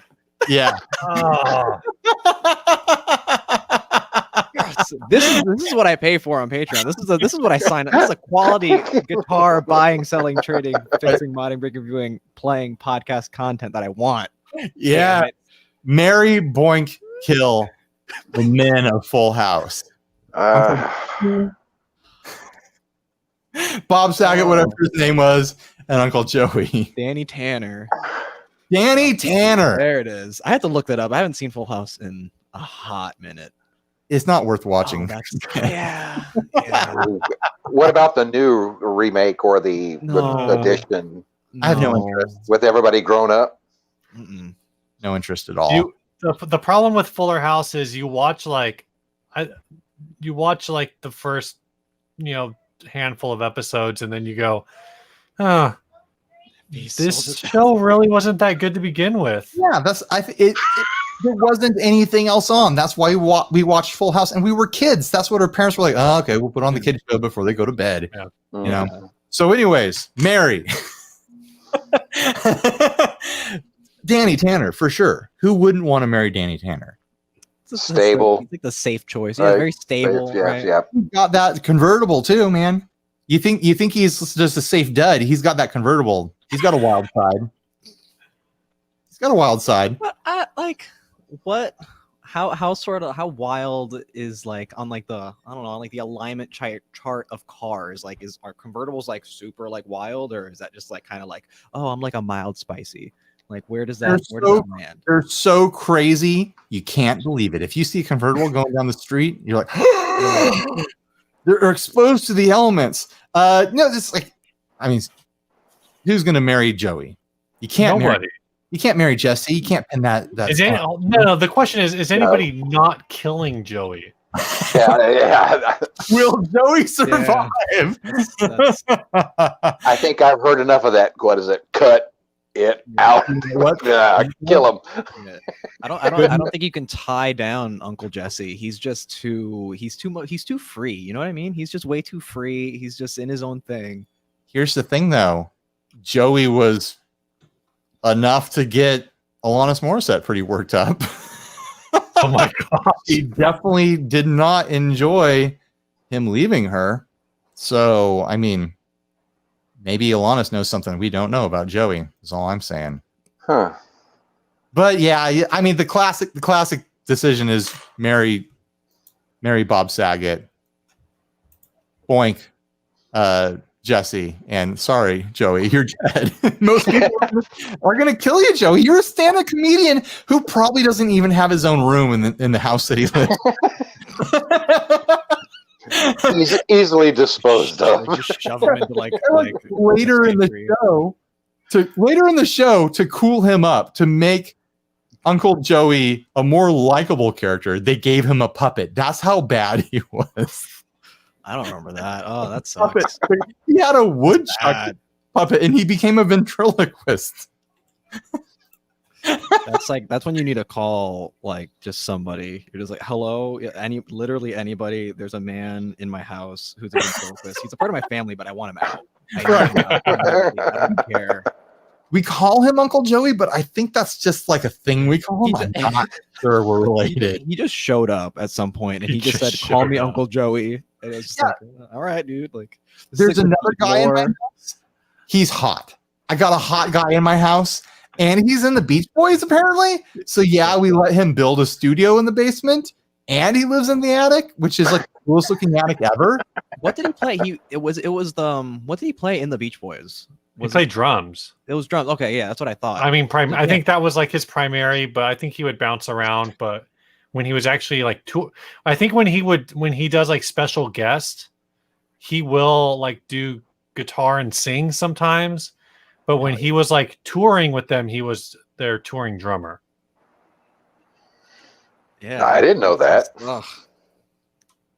Don't ask me why I know that. The ventriloquist, or do you pick the spicy drummer boy? Like, right. Oh man, depends on your taste. Depends how. Who ended up weird marrying someone in the show who's now a real life criminal? Crazy, right? Oh. Wish we could go back and warn Uncle Jesse not to marry that awful criminal lady. Okay, so Danny Tanner owns the house. He's a news anchor. I'm only thinking about Full House at all right now. Well, he's not just like a news anchor, but he's a news anchor of like a morning show in a large American city. His co-host, his co-anchor, marries his brother-in-law, and they live in his attic. She's an anchor too. She can afford to live whatever life Danny Tanner is living in San Francisco. Right. Why is he living in an attic? And what is their work like? What is the talk around the office like? Well, like Danny and Uncle Becky drive home in the same car every day because she lives in his attic. These are newscasters. Like multifamily households, man. Like what? I think it's pitched in the show that, or like the idea is that they have to because whatever. Was there like an established reason for it, or was it just like, oh yeah, you're just gonna live in the attic? I mean, I think the real gonna question here is, where have we gone as a society that it's not normal for 4 adults and 6 children to all live in the same house? If anything, where we are as a society is you need 4 adults in order to purchase a house. Well, when one of them is a ventriloquist, yeah. Absolutely yes, but also yikes. Imagine being in the 90s. That is true, Grant. Yeah. We need to spice up this character. Let's make him a ventriloquist. Was that to make him spicy? Not like let's make him a skateboarder or like into like I don't know like something cool. But like nah, just give him the puppet. He'll kill it. He'll just. Karen for Big Air Pedal says she gets paid 40% less than him. That's probably true. That's probably true in the fictional news anchor jobs that they have. Probably true in their actual job of being television stars. She probably got paid a lot less than Danny Tanner. And Bob Saget. Bob Saget, yeah. I mean, regardless of how much less she was paid, she still was getting paid enough to bribe officials at Stanford. Oh no, that came in with her what do they call it? The Hallmark movies. Oh yeah. Yeah, that's where where that money comes from. For the real money. No matter who you want to say made money on Full House, the Olsen twins are the ones that walked to the bank. Oh, jeez. It's why do I know so much about these people? It's starting to make me feel. They're out there. But you can't help but see it. You know, it's just deep in like those filing cabinets in the brain, man. Oh, I didn't say this, but is this episode the audio episode dropping on your birthday? It is on Monday. Monday's my birthday. Happy early birthday! Oh, happy birthday! I was my wife's is tomorrow. Oh, happy birthday to her! I was thinking about doing a happy birthday live stream if I feel like it on my birthday, and just be like, "Hey, it's my birthday! I'm hanging out." You know, I don't know. Maybe do a surprise unboxing or something. I don't know, or just hang out with people that. You know, I can't see people in real life, so might as well see them on the computer. Well, have you dropped any hints of what you want for your birthday? No, we're not really like a big gift-heavy family. He needs another $420 super chat. My birthday is super chats. Well, did you decide what you're going to do with the other one that we talked about, Ryan? Oh yeah, Robert. Very generously, he sidestepped the fees that happen with super chats. Very generously sent the show $500 direct to PayPal. Yeah, so we're trying to figure out something. Is Sassy Cat okay? I think Sassy just fell. Sassy's like, damn, $500. Yeah. We're gonna StreamYard and Verizon hates him tonight. He's having trouble over there. We want to figure out something really creative to do with the $500. I have 2 big ideas right now. First one is Steve and I do a champagne and caviar episode and rent tuxedos. That'll have to wait till the winter. Yeah. Well, yeah. We'll plan it out. Yeah, we could. With $500, we could go somewhere air conditioned and. Gentlemen, or any of us. Champagne episode. I'm so sorry. Champagne episode, but you're in champagne glasses, like giant champagne glasses. Oh. I know I would get a tuxedo T-shirt for the after show. Absolutely. My other idea is to use that money for creative and entertaining marketing. You on YouTube, you can target advertisements at specific channels, so they will only play on that channel. which to me sounds like a really fun way of pranking other guitar channels. Even if like is a lot of work and it only pays off a couple dozen times, like people catch the ad running before Henning's channel, before Andy's channel, for Glenn's channel. Yeah, any of these people, it would be a blast to have an ad run mid-roll or in the beginning of one of their videos, like, hey, while you're watching Glenn, you could come over to 60 Cycle Hum and see some real entertainment and like make it like fully targeted at their channel. Like, oh, they're talking to me right now. YouTube podcasters start guitar war. Yeah. No. And just like throw like $500 in like YouTube ads at that. I think that would be fun. We might get some traction off of that. I don't know. Maybe we could do both. I don't know. Why are you watching another boring unboxing video on Samurai Guitarist channel? Come on over to 60 Cycle Hum. I could even target exact videos probably. So I could find a video of someone like covering like an Epiphone SL. Like, I already did this. Go watch my video. I did this 4 years ago. Why are you watching this? You need to just start dropping it on like channels that you really hate. Make them actually like make them political ads. Oh, I don't know about that. Just remember, you want to keep your subscriptions up, okay? You stylize them like a political. Just frame them as political ads. Exactly. Yeah. We have like the just accuse walk out of your house. Just accuse everyone who watches Andy or Henning's videos of being un-American. You'll alienate your non-American fan base. Instead of kissing babies, you'll kiss guitars. It'd be all like, Andy says he came up with the idea for the recording rig, but I don't know. Look at this evidence. Like, just smear campaign. It's a smear campaign that nobody actually cares about. You have to get a picture of Andy where he's like looking all guilty, like holding, oh no, like that. Black and white. Oh jeez, that's god.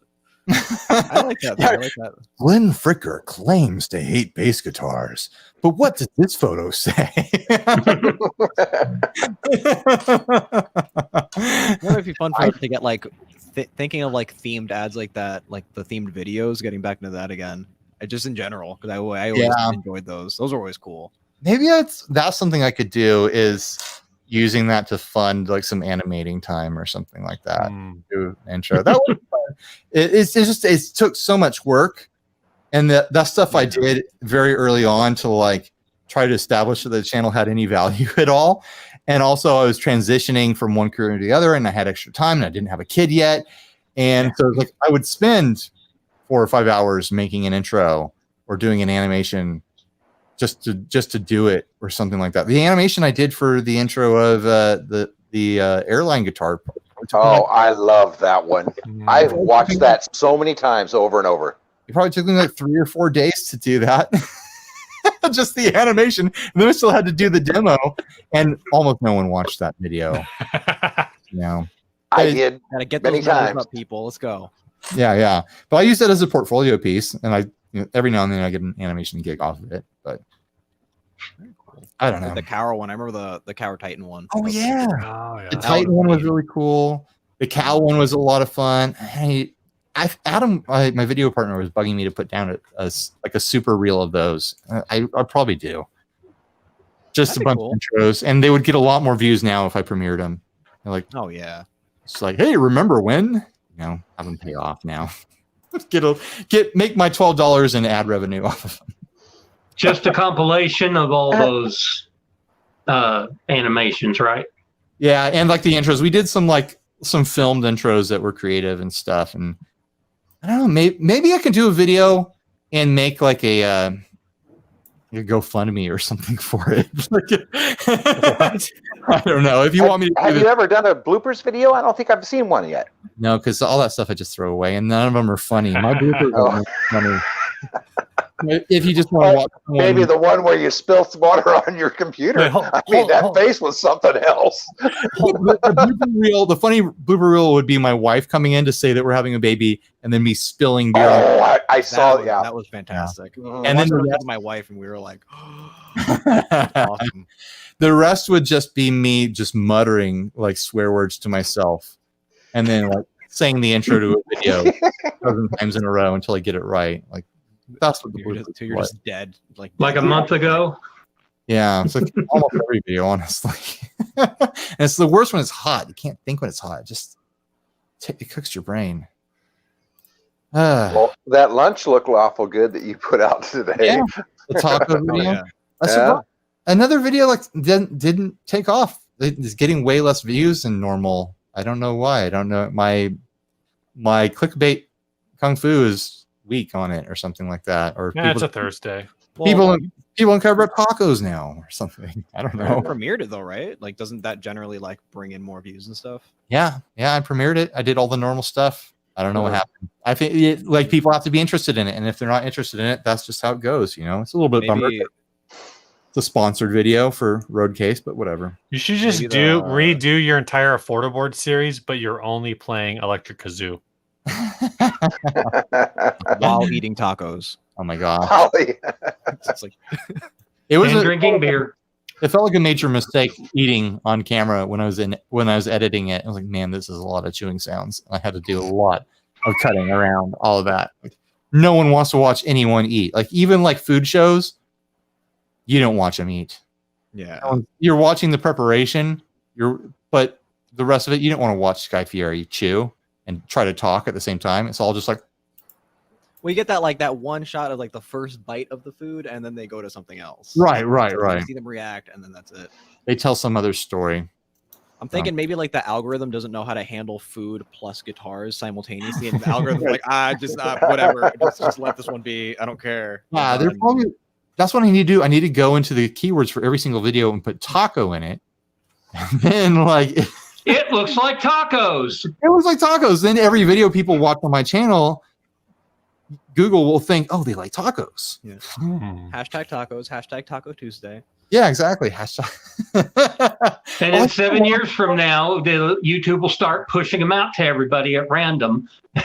Why didn't I launch it on a Tuesday? That's what I was wondering. Taco Tuesdays. I mean, everybody, what? Taco Thursday? Taco No, it is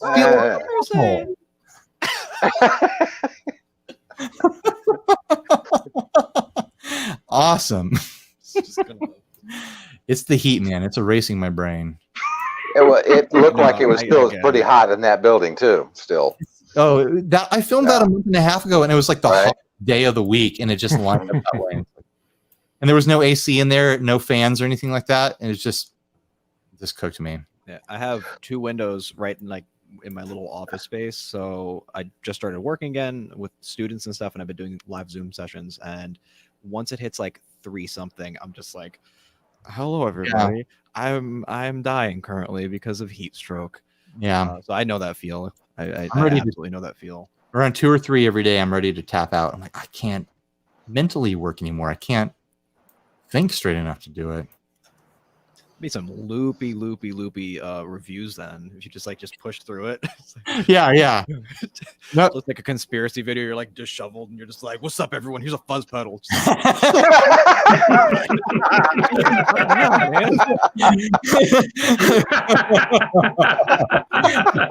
in like a wife beater sweating through it. Conspiracy board behind it with all like the red lines and stuff. Here's my top 10 pedals for a heat wave. Some kind of like little Dexter diagram or something in the background behind you, and you're like the not the disheveled guitarist, but the conspiracy guitarist or whatever. Yeah. Oh man. Oh God. Blank silence. And awkward. No, but keep doing it. I get like I look forward to your videos all the time. Thank you. Awesome. Every day I'm the same way. You know, when it comes out, I understand that every day you can't release one because hey, there's life still. Yeah. And you It's know, It's actually a crazy schedule. Like most channels cannot publish a guitar video every day. It's just not feasible. But because I'm completely committed to being totally fine sucking on camera, I'm able because I'm not picky about my guitar playing, and I can't be, you know. And you've made it like a bit almost where it's like shame flute and all that other stuff. It really is like not that it's like I can get away with it. Yeah. It's just you can just sort of get away with it. Yeah. Now, one thing I have really liked, Ryan, that you've been doing lately is opening it with an intro, a musical intro. Yeah. The doing the like I do like a little best of clip at the intro. I need to do it more. I got that idea from Chris Jupiter at Jupiter Effects, because when I did the first unboxing for him, he went through and cut out all his favorite reactions that I had to the pedals, and he did a super cut. I was like, that's a good intro idea to show people what's coming in the video, and then they'll watch longer. So I have been trying to do that more. It was a really good idea on his point, and he gets full credit for inspiring me to do it, because it's one of those things, like 6 years of doing this, and I didn't think of doing that. If I thought it's easy. It's an extra 5 minutes of work for me to do that, and it makes a huge difference. So, like, why didn't I think of that? I feel like an idiot. Hey, we all learn. There's never a day you don't learn something. Yeah, exactly. As long as you do learn.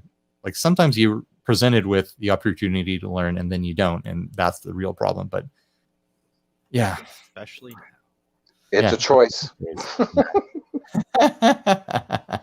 So I should probably ask, what is the one thing that you've learned this week today that you didn't know from the last show? Oh, wow. Oh, you know, I've learned a big thing about Strat trims. I asked for hints, for tips on how to get the bridge on the Supersonic here to feel like my other Strat. I really like it. I really tuning stabilization, right? Not just stabilization, but I like the Strat trim to feel like it almost like claps against the body when you release it. I don't like floating. And the trim on that and on the trim on other Strat trimmed guitars that I've experienced, sometimes instead of clapping and being a definite like, oh, it's met the body and now it's stopped there, it'll like squish. You're like, and then it kind of lightly floats there, even though you've got it cranked down far enough to hold it. And I got a few comments of people suggesting to loosen the screws. And I had already done it. I tried that earlier, and it didn't make a difference. And so I was thinking about those comments, sitting on the couch last night, just letting it run through my head. And I realized what's going on is you don't just have to loosen the screws, because like the screw holds the edge of the thing. What's happening to make it squishy is that the edge of it is too low. So the bridge plate is rocking on the body, and it's not pressed against the top of the screw. So what I did is I jammed a pick underneath the bridge while it was pushed forward by the trim bar. And then when I lowered the bridge, it pushed the edge up underneath the screws. So the edge of the fulcrum, I need to like chart this out and make a video out of it. That makes sense. So there you go. The edge of the fulcrum is right under the edge of the screw now. So now when it's fully depressed, when it's pressing against the body, it's actually angled against the body backwards. So it's not rolling onto the body. It's doing that clap. So I saw with help, I figured it out. Yeah, I need to do like a whole video on that with charts and stuff. That's it. That's an interesting concept on that. Yeah, it instantly completely changed the feel of the bridge and made it exactly how I wanted to go. And it was so easy. Like I need to make a video about it. So wait, is that like a common fix to that though? I sort of like blacked out for a second. I'd never heard of it. I'd never had anyone tell me to do that or have seen anyone mentioning doing that. I've never even seen anyone complaining about a squishy Strat bridge. I've seen plenty of people saying that they hate Strat bridges, and I have Strat bridges that I love. So I wonder if that's the thing. If it's just positioned in the wrong place on the screw, and you can push it up and get correct position, if that will completely change people's Strat trim experience. Yeah, and 'cause I change feel people's like- feelings about it. 'Cause I feel like that's sort of the deal with like the 2-post trims, where it sort of does that, but without the need Yeah, to pick and the jamming and stuff like that. So that makes a lot of sense, actually. it does. Answers a lot of questions for myself. So what I've always about felt that way. adjusting the claw in the back, the tension on the claw? I do that all the time, but the problem is when the bridge is in a position where it's rocking onto the body, it doesn't matter how tight you make it because it's like the bridge is like flexing onto it. I'm going to have to make illustrations to show my theory on all this because using my hands isn't going to cut it. Yeah, I have theories about it because it dramatically changed the way it felt instantaneously. And I'd done all sorts of stuff, tightening, loosening, changing, adding springs to the back of this. So I've seen a few nichey things on eBay and stuff where there's actually a trim plate on the back. Also, the trim stabilizers. Oh, yeah, all those are out of China. You know, I see people, they rave about them and stuff like that. But have you noticed a difference between the 6 screw compared to the twin knife edge posts? no, it's going to be the same thing as long as it's set up well. If you have a bad setup on the 6 screw, like they're different heights or something silly like that, then yeah, it's gonna feel weird. But I've never once a strap bridge is dialed in correctly, I've never had an issue with it. But I also don't do floating. If you're like a floating person, then maybe you care about that. I let it rest on the body ever so gently so that I can lightly touch it and it'll come up. But I still want to feel that contact, and know that it's reconnected to the body, because that's where you get your return to your full tuning. When it's floating, like any little thing will throw the whole thing out. But if one string goes out, if it claps back to the body, then at least 5 of the strings will still be in tune, you have to worry about like the palm muting and stuff like that, because if you have it floating, if you go to palm mute, you're going to get all warbly and wobbly. I mean, which could be cool. Exactly. I mean, it's fun to make it. The people that have it floating, I mean, how much distance are they actually looking at the floating? I've seen people who are adjusting with a playing card thickness. Yeah. I mean, it's not a lot. It's not a lot that I think you would do it, especially if you have like a recessed bridge, like on those the Charvels and those newer Charvels and those newer Ibanez with the 2-point trims. I feel like you might have like a lot of room, and I think the variation in like pitch of whatever strings you're hitting while you're palm muting is negligible. But I mean, I think if you're just like, if you don't want that there and you don't want that issue there, it's just easier just to clamp it down and just to not even worry about it. And people, the reason to float them, and we got to close up after this because we're getting close to 2 hours. The reason to float them is so that you get pull, and it's not just to like do like a big screaming hair metal thing. It's like, so if you want to do more like a jazz master style trim where it warbles low and high, then that's what that's for too, is to do lighter vibratos and vibrato that goes both ways instead of one way. I'm fine just doing divey stuff. Oh, that's surf. Surf was bringing it down. Yeah. Not a lot of pulling in surf. I mean, you could do it, but it's very rare. So anyways, let's wrap it up. Thanks, guys. I don't know if I'm going to publish anything tomorrow over the weekend. Maybe I'll throw something together. Oh, I have an unboxing tomorrow. I'm going to try to do an unboxing tomorrow. Well, don't watch Charlie's unboxing. Watch my unboxing. Watch 60 cycle hum. All right. Thanks, everyone, and stay grounded. Good night. Bye, Take care everyone. now.